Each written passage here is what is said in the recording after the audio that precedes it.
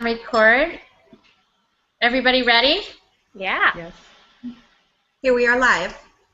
We are live. We want to welcome everyone to the Successful Women in Business.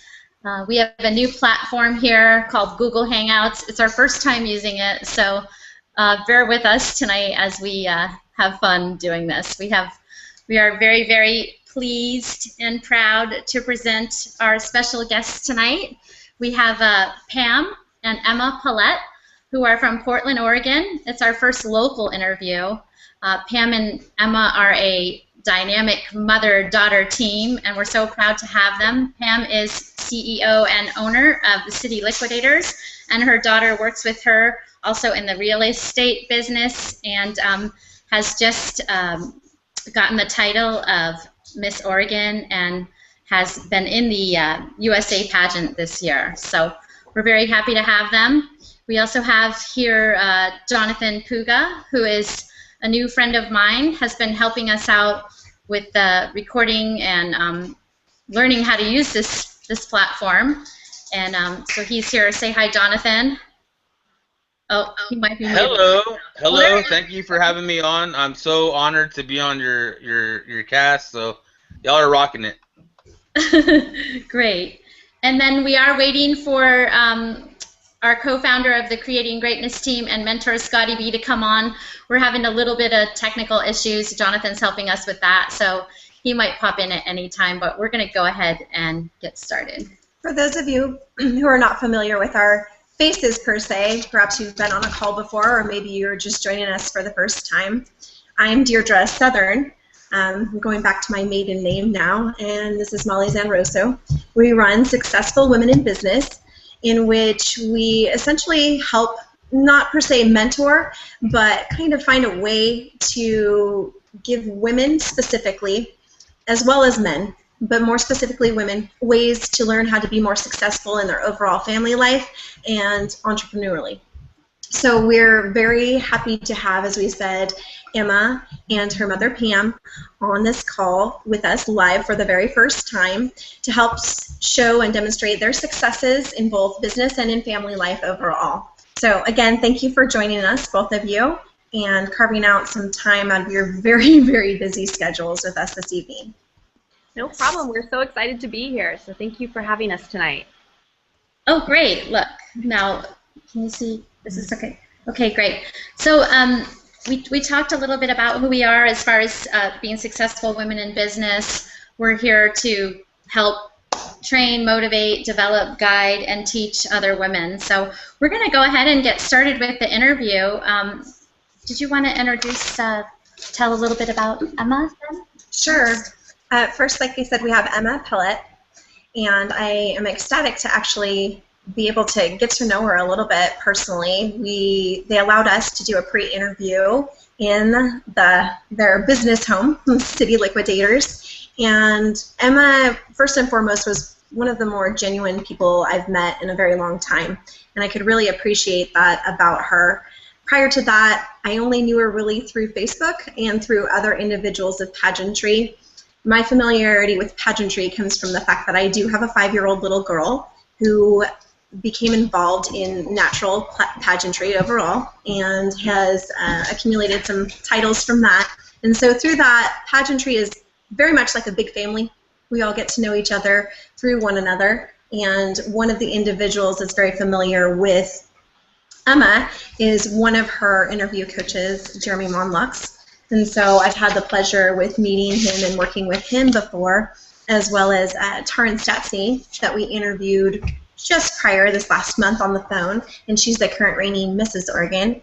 And everyone I speak to in the pageantry world just speaks so very highly of Emma. And once I got the opportunity to actually meet you in person, I could see exactly why that was the case. So it's a pleasure to have the current Miss Oregon on, as well as just an overall successful and beautiful young woman. Right.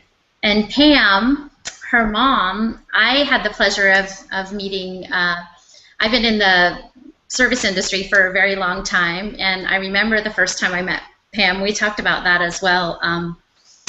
basically, this woman lights up a room when she walks into it. So the first time I met her, the entire staff of where I was working was like, oh my gosh, like, oh, there's Pam, there's Pam. And I was like, okay, who is this lady Pam? And then I got the pleasure to actually serve her and get to know her a little bit. And, you know, I have to say, she's just a spectacular woman. She's very, very bright, very easygoing, very, you know, easy to please, fun-loving, and, you know, most of all, just a beautiful and very generous person. So we kind of put it all together, and Deirdre knew Emma and I knew Pam, and then we put it all together and we were putting our thinking caps on who are two successful women that we can interview and you know, just have a good time with this, and so you guys came to mind, and here we are. So we're going to go ahead and get started with the questions. I'll start with Pam first, if that's okay. Sure. Okay, perfect. Let me see. Sorry, I'm trying to play with this and figure out how it works at the same time. But so Pam, I'm going to ask you just to talk a little bit about, you know, your childhood, your upbringing, and, you know, how you came to be here in Oregon. Okay. Well, first, to go back to the introduction, I have to say I have an amazing partner, and that's my husband of 27 years, Walt Pelett. And he really founded our company, City Liquidators Furniture. And he's an amazing guy, so I have to give him this great shout out because he's the guy who let me come along, and there was no bad ideas. There might be some half-baked ideas, but there's no bad ideas. So for him, he's really the head, even if he's not at the store all the time now. He's the guy that really made it possible for me to get in there and do the kind of things I want. But back to the start of my childhood.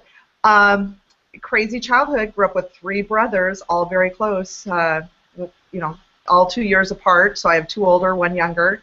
And so, you know, there were no Barbies in my house. We had Army, and we had guns, and we could make grenades out of those little walnut things that come down that have spikes on them. And you better hope you're on the side of my oldest brother, Lynn Rogers. Otherwise, you might be on the losing team. So it was a rough and tough deal. But my father was a minister, and my mom was an amazing support person for my dad. And you know, we had a great upbringing, and you know, until my parents divorced, but it was just fun. And what I learned, and the greatest thing I would tell anybody, if I had to capture one sentence, is my parents taught all of us to have the heart of a servant. And so there were no excuses. You know, if my kids today would say, "Mom, quit saying suck it up and move on," that's what I learned. Suck it up. You know, get over it and get moving. Long before get over it and suck it up were common language. That's what we learned in our house. You know, so I look back and I think people want to give their kids everything they didn't have. And what I wanted to give our children were the things I did have, which was the love of our country and the love of God and the heart of a servant. And that's the things that I think are really important. So I had a crazy childhood, and then I have a half-sister that's 10 years younger than me, so that was interesting and fun, and she's great, and she works for us. So it's been a fun, it was a fun growing up experience, but definitely made you tough. If the boys had to change oil, you had to change oil. So I don't change oil now. I go to Jiffy Lube. But anyway, and then now I've been married for 27 years with my husband, Walt Pelett, and we have 3 amazing kids. And we've been together 31 years with a big age difference. We kind of lived in sin, for those of you out there. So we've been together 31 years, but we have, I know she's laughing.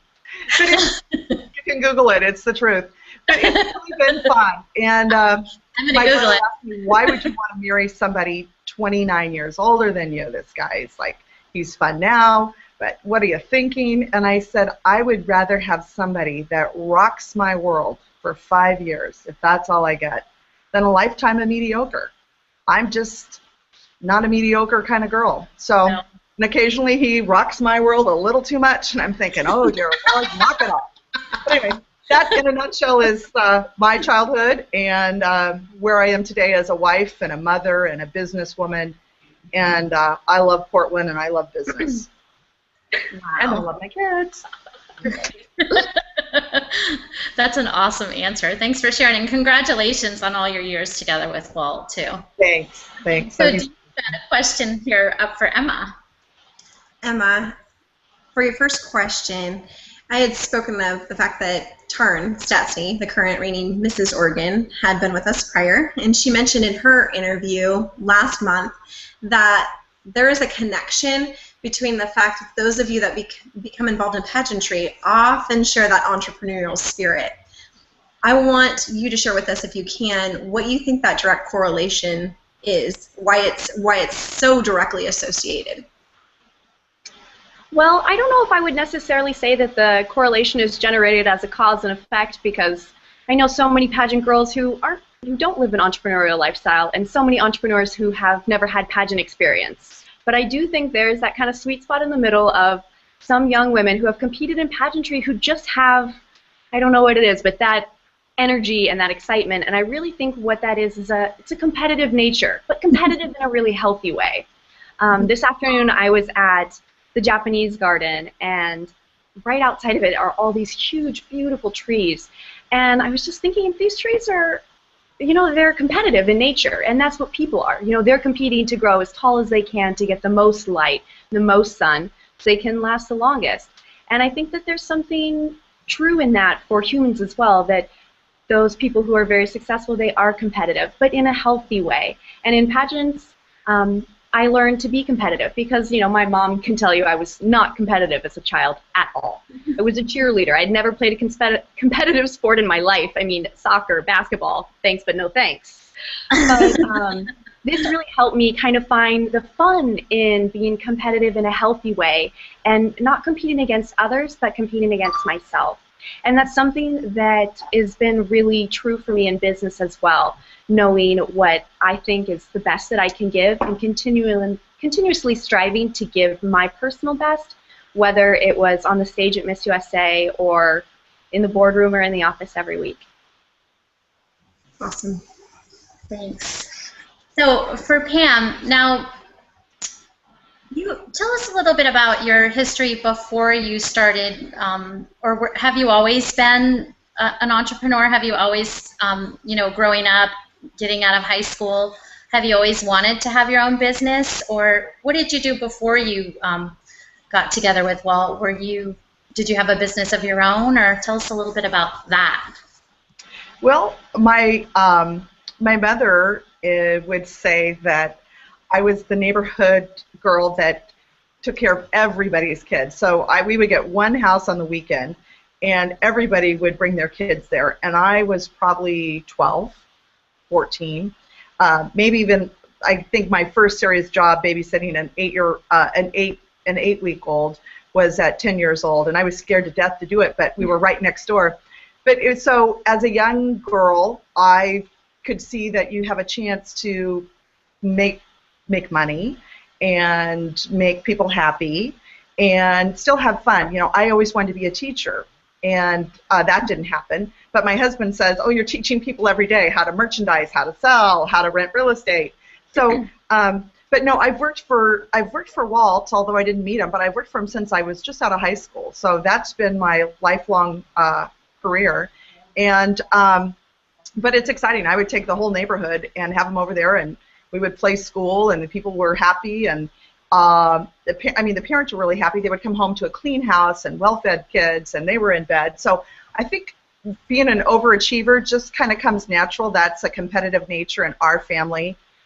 All of my brothers were extremely competitive, and in a fun way. I mean, boy, you can't let the boys out, do you? No, you definitely can't. Well, I love, Emma, too, how you said that you originally weren't of a competitive nature. That's interesting to see that there was growth in that for you, and you became, in a positive way, competitive with yourself. The other thing that happens a lot of times in pageantry is there are quite a few misnomers, per se, out there, things that people believe by perception that are not necessarily how things truly are. And I know one of those that stands out in my mind is that in vying for a title, such as what you did when you went on from Miss Oregon, and even prior to gaining your title of Miss Oregon and going on to Miss USA, oftentimes people believe that it's that one shot, hit or miss, kind of one chance of a lifetime kind of thing, when in truth it's truly a journey. And so if you would just share with us a little bit about your journey and how persistence has played a role in your success in both pageantry and in business as well. Sure. One of my favorite quotes is by Truman Capote, and he says that failure is the condiment that flavors success. And I'm the kind of person, if I go to a salad bar, there's no salad in my bowl, it's just all toppings. And so I really think this is true, that all of your failures or shortcomings or times that you just didn't hit it out of the park really makes success so much better.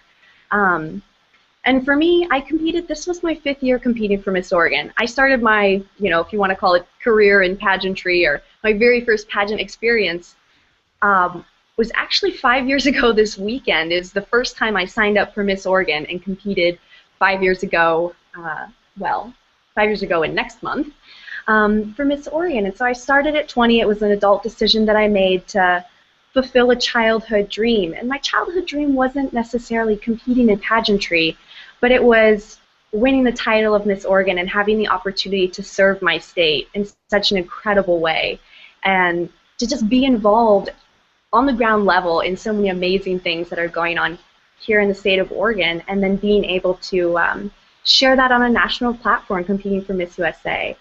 But for me, it was a long journey, and I completely agree with you that people think, it's maybe like a celebrity or a musician. They're like, oh, well, and it's her overnight success that took, 8 years to build. But for me, it was 5 years in the making, and the very first year I competed, I was second runner-up. And the next year that I competed, I only made the top 10, and I was heartbroken. But I learned something, and every year I competed, I learned something about myself, about who I am as a woman and what I want to do with my life and how I interact with the world around me. And every experience has shaped me to be the person I am today. So when I was crowned last year, I mean, there was a lot of condiments on it that really made that success pretty tasty, because it was 5 years in the making. And I just kept thinking the whole time, like, oh no, I'm going to be the runner-up again. And when my dream came true and I was crowned Miss Oregon, it was just so incredible. And to be able to look out and see my family there in the audience, who have sat through more pageants than they've ever wanted to. My mom's like, absolutely. It really was just incredible, and it's that perseverance that I think makes anyone successful. It doesn't matter what you're doing in life, but perseverance is really, if you work hard and put in the time, it's going to happen. Right. Like you said, it's a sweet taste of success in the end, but all of those failures per se, as they say, along the way, or losses, or however people want to phrase it, I think they're character building, and I can see that in every. Pardon? Oh, I said absolutely. They are character building. So I find that to be a part of the path, and so it's nice to hear from someone that's been so successful to identify with that as well. Awesome. So we'll move right along here. Now, Emma, I got a chance to have a nice conversation with you on the phone before we met. The four of us met, and before that, I hadn't really known a lot about you, and we really got to know each other pretty well in that hour. I mean, probably the most I did before was smile and give you.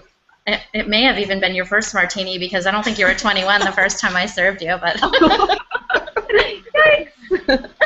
anyway, so we got a little deep in that conversation, and you you told me a little bit about some things that happened with your mom, and so when the four of us did meet together, I got into a little bit deeper with your mom, and I got her permission to talk about a really personal incident that changed her life and changed your family. And so since I did get your permission, and since I know that there's going to be people listening to this, who knows, someday it could be global, because we're gonna run with this. And so if you said to me, if you could help one person with telling your story, then you would be more than happy to do it. And so I'm going to ask you now, if you would like to share any part of that with our listeners here today.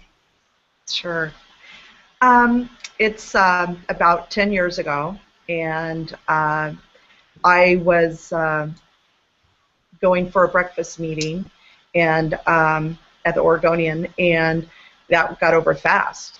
And so I ended up calling our store and asking the warehouse guys. They had 4 containers they're unloading.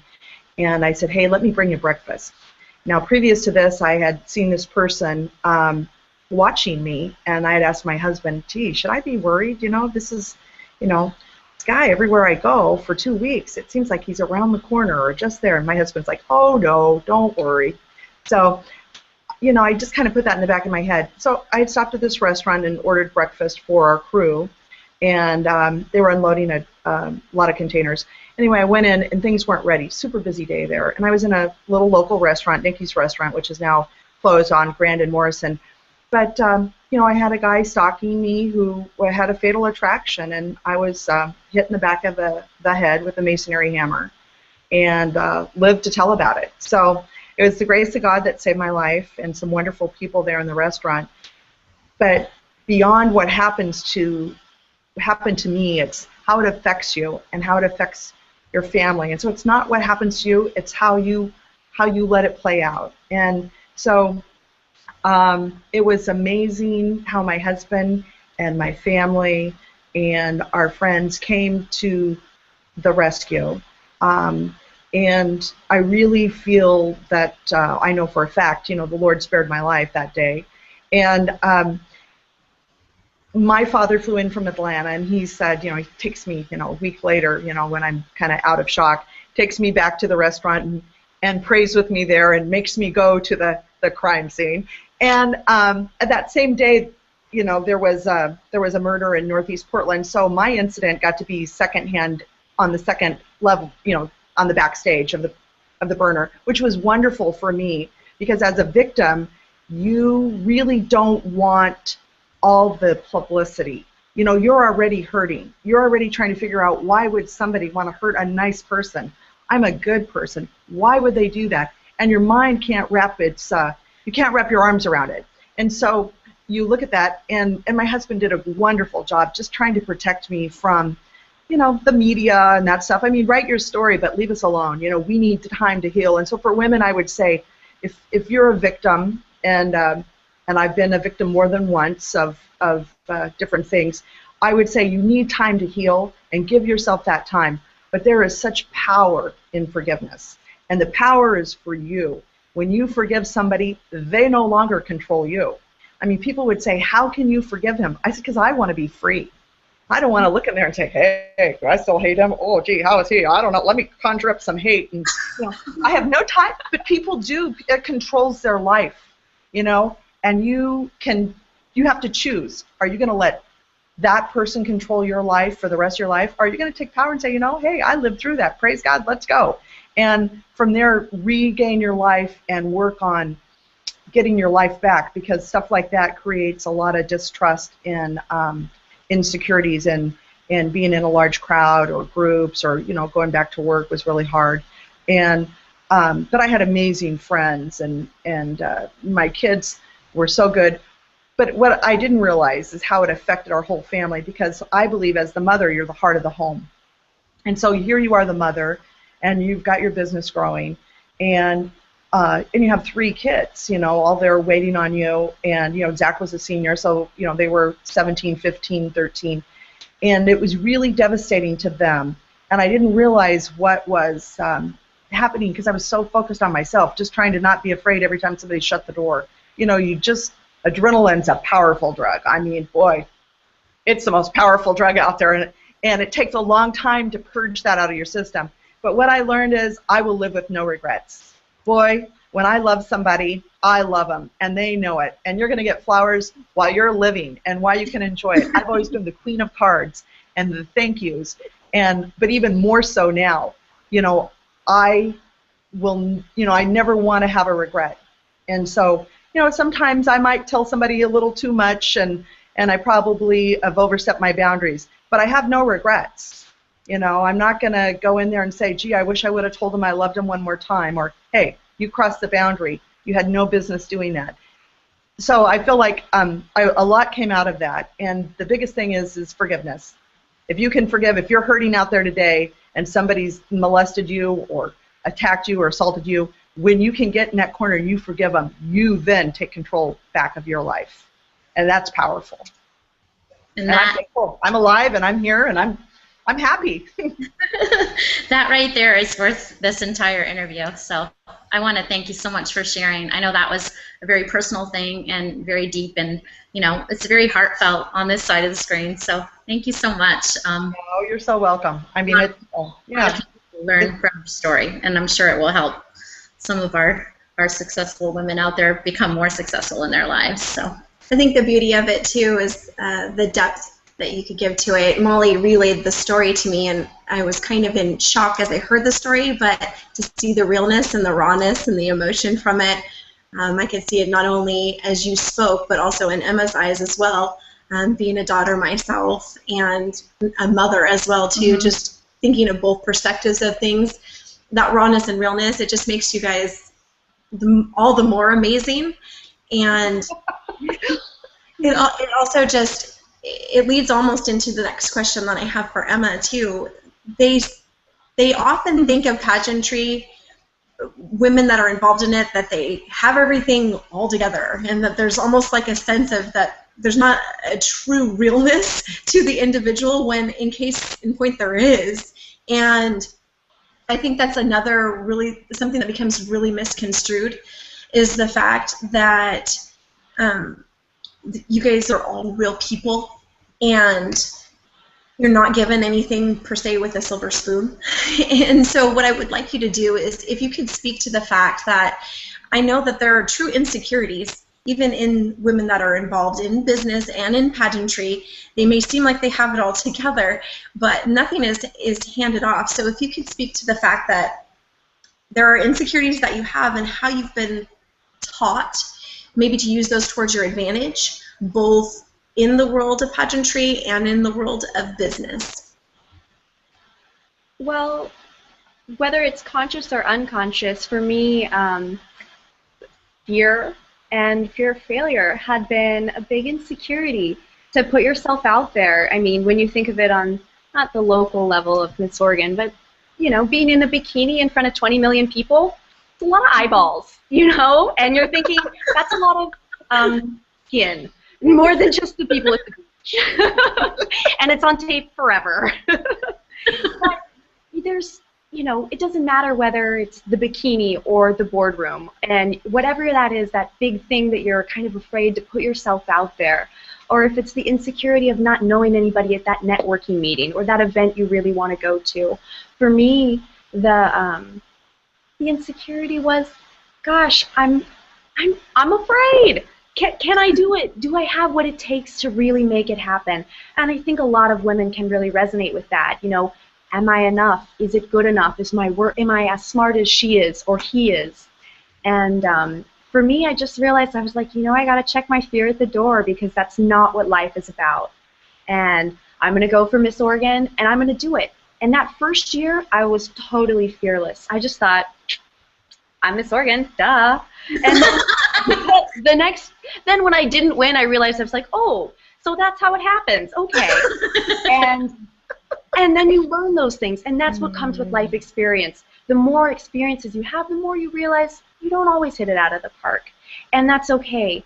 But you know, it's like we talked about in the last question, that's what makes you better. That's what makes you hungrier. That's what makes you work twice as hard and stay up twice as late and really just put in that effort. And if you do, wonderful things will happen. And so for me, it was about taking those fears and using it as gasoline and just dumping it on the fire and saying that I'm going to go for it. And then that way, win or lose, I won't be able to say, oh, I didn't win because I didn't really try, you know, and give yourself that little protection border. But to say I gave it 100%, win or lose, I truly gave it everything.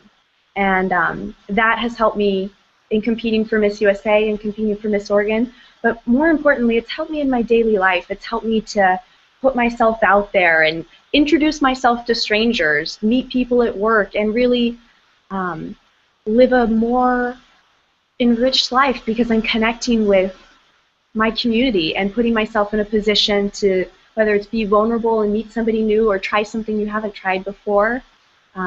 It has made my life much richer, and I'm so thankful that I've had the courage to check my fear at the door and to go out there and at least try. And that's a great point that you make too, that if you can put everything out there and you can say, oftentimes when I'm coaching, I've coached quite a few different sports, and that's the one thing I try and get across to the athletes is that you want to put everything out there. If you've given 100% your best, perhaps it wasn't your day to shine and take that overall first place as we put it, but if you gave everything to it, how can you not be happy with that? And then as you said, pour a little bit more gasoline on the fire and see if you can't bring out a little bit more to it. So here we go, moving right along. So Pam, you've been successful as a mom, you've been successful in business, and we talked about how many people might be listening to this in the future. What can you say would be your top 3 pieces of advice to young women, or for that matter, women of any age, that are wanting to get into their own business or into the field as an entrepreneur? What are the top 3 pieces of advice that you have for these women today? I would say that there's no bad ideas. There's some half-baked ones. So you have your plan, and you just have to work your plan. You put your ideas out there, and you feel the fear. There's always going to be an element of fear. If there's not, that's really interesting because, boy, when you're really going for it big time, there's some fear. Is this some I spend this money on advertising? Is it going to work? If I buy these containers, are they going to sell? Are people going to really love this furniture, or have I had too much candy for lunch and I should go home? So I would say, feel the fear and do it anyway. I read a great book by Susan Jeffers, I don't know, 15 years ago or whatever. It was great about just doing it. So I'd say, there's no bad ideas, so don't say, oh, that's stupid. Oh, really? Spanx was stupid? Because it worked, and obviously before there were Spanx, we used to do that with nylon. So somebody had an idea, and they didn't fall down on it. And the second thing is, feel the fear and do it anyway. And then get a mentor. Mm-hmm. There's so many women. I'm telling you, there's an amazing pool of older women who can love on you emotionally, in business. They're smart, and they love to share their ideas. They're not holding those ideas to the grave. No way. They want to pass it out. So, I would feel the fear and do it anyway. There's no bad ideas, and definitely get a mentor. Get 3 or 4. Get a spiritual mentor. Get a business mentor. There's so many women that are just out there, and nobody's taken the time to ask them. Nobody. They ran the bookkeeping office. Oh, they were big at the lawyer's office. They were the head accountant there. I mean, what knowledge do they have? And you go to church with them, or they're married to your niece's sister or something. I mean, it's just amazing. There's a huge connection out there if you want to go and you'll take the risk to ask somebody for help. Everybody wants to help you. Right. And that's what I did. That's awesome. And that's a big part of what we're trying to do here is that's one thing that we really appreciate about our relationship that we have now is that women that are coming in will have the ability to say, oh my gosh, you should talk to her, or you should, talk to her, and just connect them with other women to use as mentors. So we also believe that that's a great thing. I loved all of those answers. Thank you so much. And the last question for you, Emma, I do want to show this because anyone that is watching this Google chat, you need to read this entire article. It's about face, and within this article of About Face, you spoke specifically, and it's apparent. I mean, just your mom sitting next to you here, and you spoke very highly of your father in the article as well too.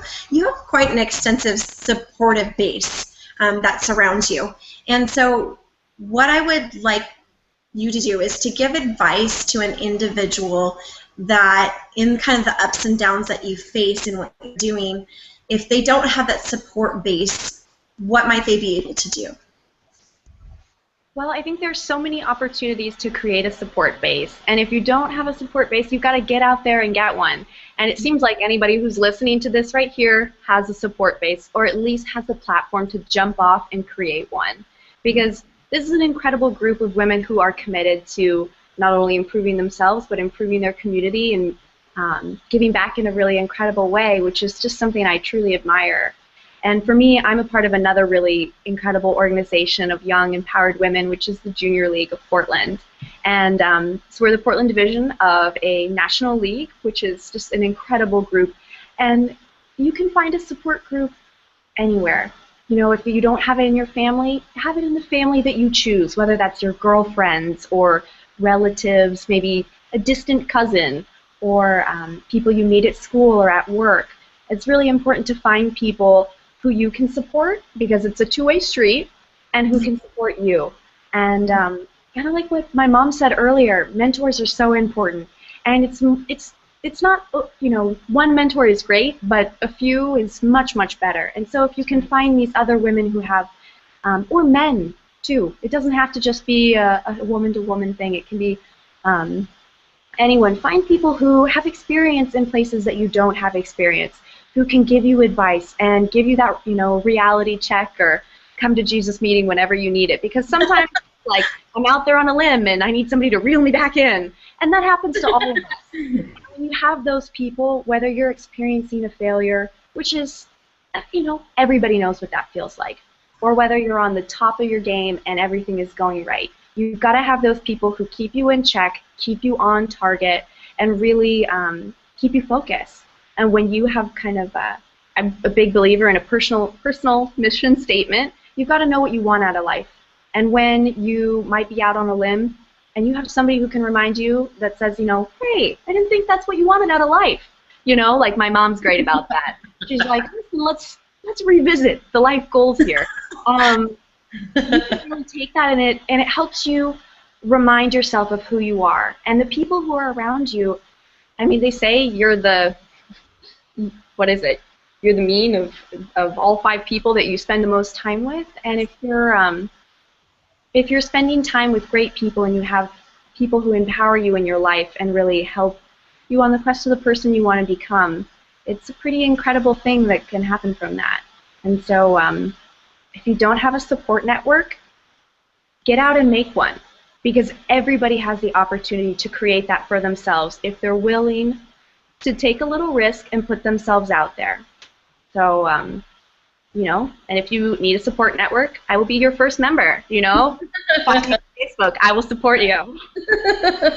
That's awesome. And as you're saying, you really do have to put yourself out there. I think sometimes that has been one of my biggest fears, is asking another individual for that kind of help. I mean, first and foremost, you're having to acknowledge that you need the help, and then, which we all do, and then you have to go and ask someone and risk the chance that maybe they don't have the time or whatnot, and then that taps into some insecurities. But most of the time, as you're saying, people are very responsive and want to help one another, and that's exactly how you do establish it. So absolutely. I mean, there's been times when I've asked people for help thinking, oh, you'd be perfect to help me with this, you know all about it, and they want nothing to do with you. And that's a funny feeling, you know? You're like, oh, hey, help me, and they're like, meh. That's not an awesome feeling, and it's very, very humbling. But it also should bring you back to your focus and to think, you know, what, because it is a two-way street, whether it's a friendship or someone who's mentoring you, what are you bringing to it? And do you have your stuff together? Is this person going to be able to support you in a way that's not draining for them? You know, because if that's the kind of support you need, maybe you need a therapist instead of a friend. But if you have these other people in your life can help direct you when you are willing to put in the work on your end. So it's definitely something. It's not a passive experience. It's an active experience. If you want to have a group of people who support you, whether it's mentors or friends, it's something that you need to work towards and definitely give of yourself to create a healthy environment where that can happen. And we were talking before too. The no's they're character building also. Yes. You know, if you get a no, it helps you also to learn. I know in the different no's that I've that I've received, it's helped me when someone's asked me for help. To take a moment, because we all get so busy in our lives, to take a moment and say, one, either how do I need to phrase this so they don't feel completely defeated, or two, is there a way I can arrange so that I can help out? So, with everything I think we do, we learn. So, yeah, putting yourself out there, just like you said, that's awesome advice. And I think, speaking of mentors, we had a fabulous mentor in Scotty B who was supposed to be on here today, but this being our first time doing this, we ran into a few issues, and so he's not here. So we definitely need to, make it a point to be able to at least have you guys meet him in the future, because I'm sure he'll be watching this. But so we do have a little bit more time, and I'm just going to end it with one question for Pam, and one mom to another. And we have Deirdre, who has a 4-year-old here. Emma, not quite yet, but I'm sure some will be coming one day. As a mom of 4, I know, working and taking care of kids and being an entrepreneur and everything that goes on, like trying to be a mentor to other people and take care of your parents as they're aging, and everything that goes on in life are, it can be tricky, like to have balance. So, we'd love to know from you some of what are a few tips that you've used to be able to get time for yourself, take care of yourself, or, create the ability to have balance in your life to stay sane, Well, I always start out with, I'm nuts and I know it. That's my disclaimer right there, because I think the possibilities are endless as what you can do and what you want to do and all the lives you want to touch. And I understand that women are so busy and so maxed out, and you want to be the best mother and you want to be the best wife or partner, and yet you still want to carve out a niche for yourself. It's hard.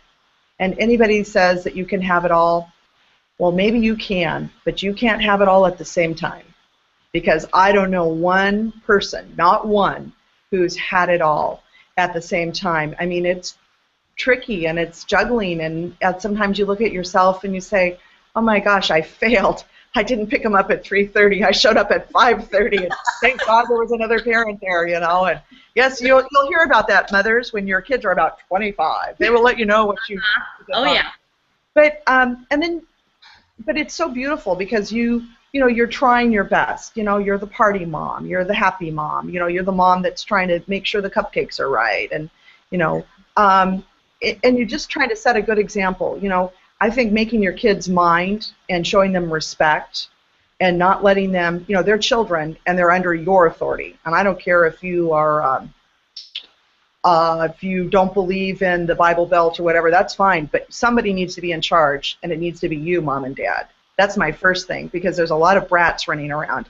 And I believe in making your kids mind. She's laughing. But I mean, I get to work with them every day. I got 24, 26, 28, and I'm so lucky. She's out there running real estate, and some guy is rude on the phone about renting, and he doesn't like our procedure. And I said, just tell him that's fine. He doesn't qualify. You don't want to rent to him. Thank you, but no thank you. Hang up. Take your power. So as a mom, I try to let my kids grow up, and I'm trying to, not. I'm trying to sit back and let them take the tools of running the departments they do, whether it's real estate or furniture, and let them be in charge.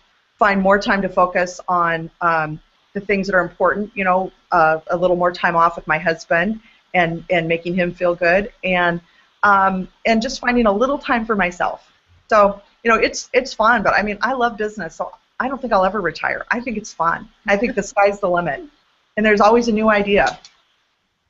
So I would say, do what you can and don't beat yourself up. The hardest thing is to forgive yourself as a mom, because it's never enough. Everybody wants something, Your kids, the school teacher, the PTA, the people at church, the lady down the street, the neighbor lady. I mean, good grief, stand in line. But at the end of the day, what do you have? You have your core people. Who did you marry? Who are you spending the rest of your life with? Mm-hmm. And your little people, who are now big people. Have you set a good example for them? Did you give them all the tools they need? And all those other people on the fringe, they're really great. But at the end of the day, you've got to have your core.